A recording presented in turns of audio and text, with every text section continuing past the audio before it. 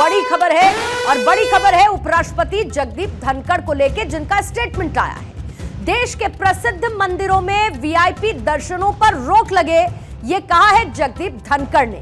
मंदिरों में वीआईपी दर्शन अवैध घुसपैठ की तरह है, ये कहा गया जगदीप धनखड़ की तरफ से, क्योंकि जिस तरीके से मंदिरों में वीआईपी कल्चर है, बाकायदा वीआईपी श्रद्धालुओं की अलग लाइन लगती है, उस लिहाज से जगदीप धनखड़ का यह स्टेटमेंट बहुत मायने रखता है। देश के प्रसिद्ध मंदिरों में वीआईपी दर्शनों पर रोक लगे, मंदिरों में वीआईपी दर्शन अवैध घुसपैठ की तरह, यह कहा जगदीप धनखड़ ने। एक कार्यक्रम में शामिल हुए और उसी कार्यक्रम में उपराष्ट्रपति जगदीप धनखड़ की तरफ से यह स्टेटमेंट आया है।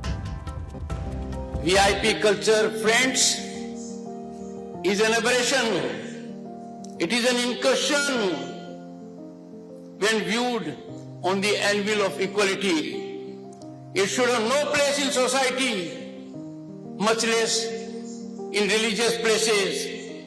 I hope this Dharmastha, being led by a luminary of our times, will serve as an example of egalitarianism, and let us shun for all times VIP culture.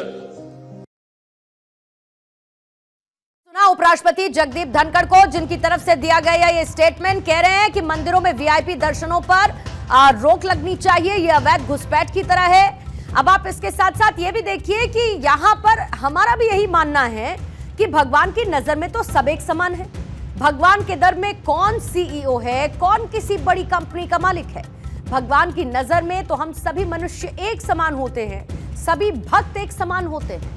और ऐसे में अक्सर ये सवाल पहले भी उठता रहा कि भगवान के दर में ये वीआईपी कल्चर का कॉन्सेप्ट आखिर किसके कहने पर दिया गया है।